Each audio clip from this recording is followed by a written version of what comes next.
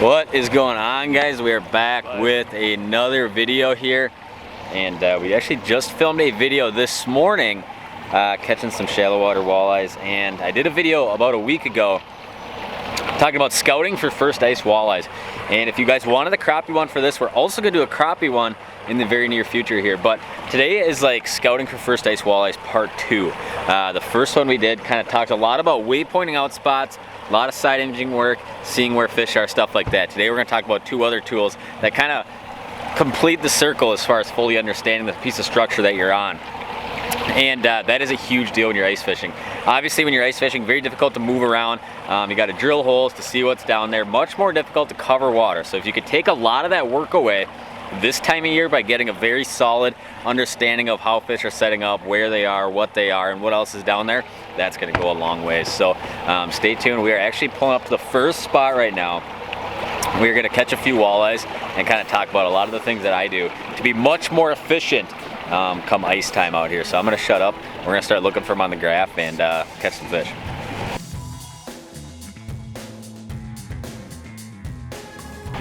Oh, look at this right here.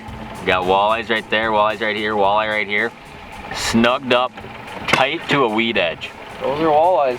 So we like to see right there. Or catfish. Or catfish maybe. But I'm going to spot lock here. We're going to cast back on. We're still seeing more as we're kind of sitting here, and hopefully get a few of them to bite.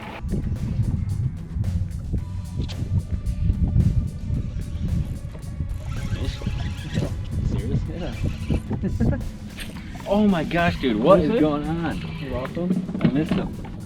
And did you even know you had a fish? Yeah, of course I did. Did you see me staring at you smiling?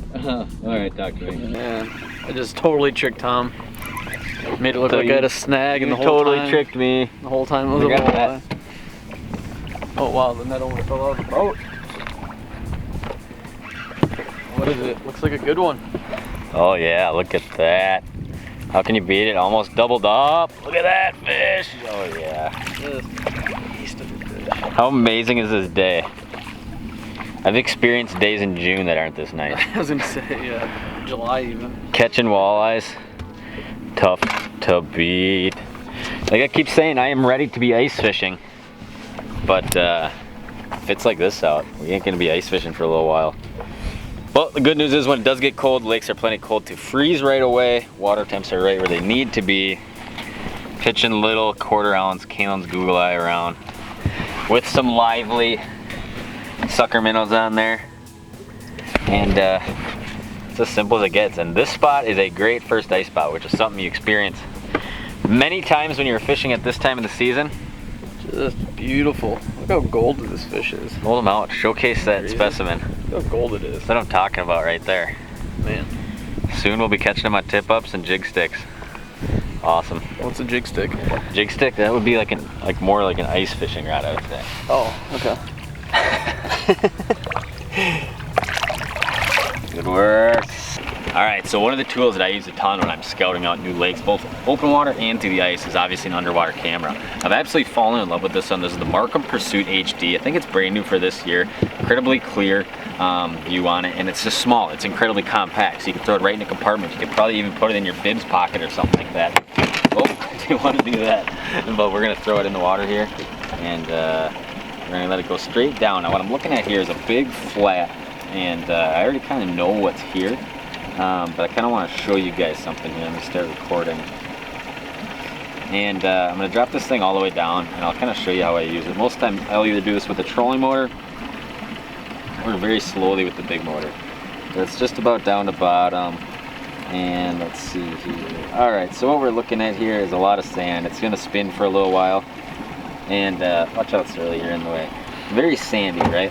But what we want to find is kind of like your transition on this spot, or somewhere where this turns to rock or gravel and has a lot of character, right? So I'm just going to keep putting forward. I'm just going to put it in gear, take it out of gear, and it'll obviously kind of pick up off bottom, you know, as you kind of go a little bit quicker. And still looking pretty sandy and uninteresting, right? So I'm going to kind of keep going through here. All right, there's a rock. It's going to start getting a little bit rockier here. I've got to slow us down a little bit. Now, as the camera starts falling down to bottom, all right, immediately big rock. right? Big rock, and I can tell it's getting a little bit shallower. We're actually in 20 now. We started in 21. I'm just gonna pull it up out of the rocks here. And look how good that looks. That is incredible. So I know basically my boat traveled probably 5 feet linear, and it's come up a whole bunch, I can tell. And all of a sudden I'm in big rock, right? And it kind of seems like as I get right up on top of this, it kind of plateaus a little bit more. But I'll go ahead and push us back a little bit. And although I'm not seeing walleyes right now, they love this kind of stuff, especially come midwinter. These little subtle transitions out on some of these deeper humps. I'm just gonna kind of keep backing up. You can kind of tell I'm right on top of it now in kind of the sandy area. And as I start backing up, what you're gonna start seeing is obviously I'm gonna put a little bit more cord out. And now we're getting back into some of this really good rock. So the camera is phenomenal for finding a lot of these areas that are real subtle and then getting a better idea of them, right? You could drive over this with side imaging and say, okay, looks like there's some rock there, looks like there's some sand there. But when you drop this down, you get a really good idea how good this stuff actually looks, right? And we're looking at rocks right now. But one thing you can do is, you know, use this in weeds, which is another huge tool. So a lot of times I'll run this thing through weed beds, same way I just kind of showed you. A lot of times I like doing that more with the trolling motor. I'll just put it on like, you know, 2 on my speed setting, and I'll just putt around with this thing out behind the boat, drive through. You might go through a whole bunch of cabbage and there'll be a bunch of walleyes. You know, it's great for seeing, number one, what kind of weed you're fishing, what kind of fish are in that area, and just a lot of those questions that only an underwater camera can answer. And you guys will see us using this a lot on the ice, but it's a phenomenal tool for scouting out for ice fishing. Like let's say this time of year you pull up on a weed edge and you start seeing a bunch of walleyes and you're in good clean cabbage, right? Then you go to 3 humps and nothing. You're not seeing anything on the side imaging or anything like that. You drop the camera down and it's dead coontail, right? So this answers a ton of questions. And on top of that, it's obviously just really cool to see the fish. So yeah, that's one tool that we use a lot whenever I'm scouting out new water and want to get a better idea of what I'm looking at.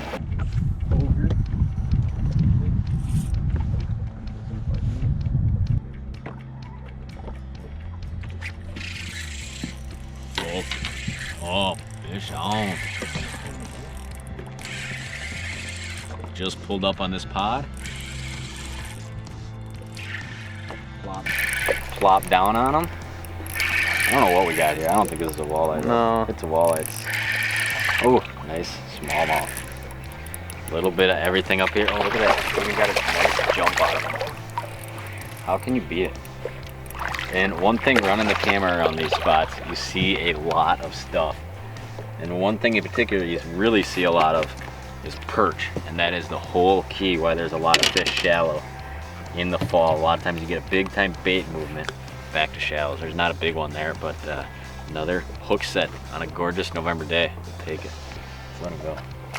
See you later, buddy.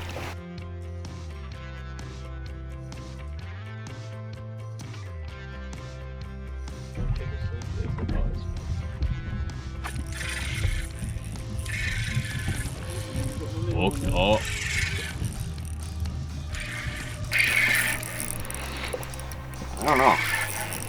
I don't know, we might be on just a pot of smallmouth here. That's definitely a smallmouth. You think so? I think it's a big old walleye. I'm still hopeful. It's still doing kind of... Oh yeah, it is a nice walleye. It is. See if I can get a shot of it after here. Oh, cool. I'll pull him up a little higher. Look at that guy. That is what we're after. Give me some. Nice fish. Awesome. Running around these bigger shallow flats and catching just a mixed bag. Mitchell actually just caught a smallmouth on camera too and pitched out, boom, right in that same pot of fish. A lot of times you get a mixed pot of fish this time of year. We're looking at a lot of suckers on the side imaging, some walleyes on the side imaging, smallmouth, and obviously nice late fall walleyes, and that's what it's about right there. It is just an absolutely stunningly gorgeous day out here for this time of year. And look at that, just thumping walleyes. Get a shot of the side imaging, Mitchell. That's ridiculous. That is ridiculous. And those are those little small spots. There's some rock in there. There's also a bunch of fish in that rock. And these are those kind of spots you really want to waypoint out and get a very good understanding of what's down there. Because in a few weeks, hopefully, a month, who knows when, but soon we're going to be thwapping, thumping these guys through the ice. Awesome walleye right there. Like that. Let him go. Too cool. As good as it gets. He is just ready to go. Too cool. All right, guys, another big tool I use a lot when I'm scouting new lakes and trying to get a better understanding of how structure lays out and how fish are going to relate to it in ice season is Autochart. What is Autochart? Autochart is a feature I talk about quite a bit, but it's basically where you can create your own map. So I'm going to do, you can kind of see the base Lake Master map here. It's kind of started mapping where the blue is here, but I'm going to go menu. I'm going to go over to Hummingbird Chart. I'm going to go down to Autochart, scroll right, and I'm going to turn it on to record. So I'm mapping the bottom of the lake over my Lake Master chip. Now, one thing that's super productive, especially late winter, is deep rock structure, right? And a lot of lakes, it's just productive all winter long and all fall long. And most of the times, your biggest mapping errors will happen on deeper structure, right? You don't see a lot of 5-foot humps off the map, right?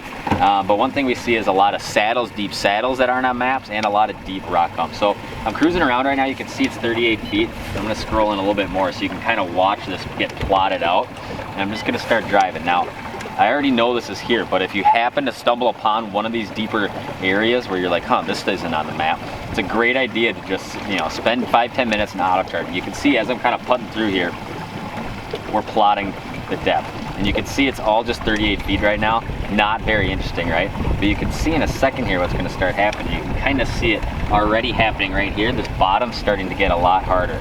All right, so now look at the map for a second. All of a sudden, it's coming up in depth. We're in 34 feet right now, 33 feet, right? And now we're in 32 feet. This is a hump that is not on the map, right? And if you happen to come along one of these, definitely a good idea to take the time, like I said, because all of a sudden, let's say you get on a pattern where, on this corner of the lake, we start catching fish early ice on a 30-foot hump. And we're like, huh, where's some other good 30-foot hump stuff? And we're looking at the map, and there's 2 of them. Well, here's another great big one, obviously, right? We're still driving along. You can see Lake Master says 37 right here. We're obviously plotting a hump that is 32 feet deep. And if I flip over to down imaging here, I can't do it on that one because I'm linked backwards. But you can see it's big rock down there. And this is one of those spots, like let's say you're on a lake like Mille Lacs, so it just gets a ton of pressure, in the winter and early in the summer. And finding a lot of these little hidden gems that aren't on maps that guys don't know about is a big deal, especially when you're fishing a body of water that gets a lot of pressure. So you'll kind of see, I'll just kind of do it a little bit quicker than what I am right now. I'm gonna start driving around. You can see I'm coming back up to 31, and kind of when I drop out to 30, back to 37 feet or whatever, then I know I'm back in that soft bottom base, and I'm just gonna turn around and go back over it. So you can see right here, it's back up to 30 feet. That's a good hard bottom. You can kind of see it right here. It's turning hard on us.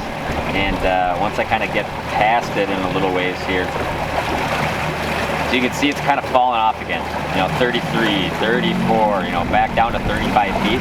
So all I'm gonna do is just zig and zag and come back across it on a little bit different line. And in a real short amount of time here, I'm gonna have a very good map made of this deep hump, right? And nobody knows about this hump, right? It's not mapped. It's one of these spots that probably very few or nobody knows about.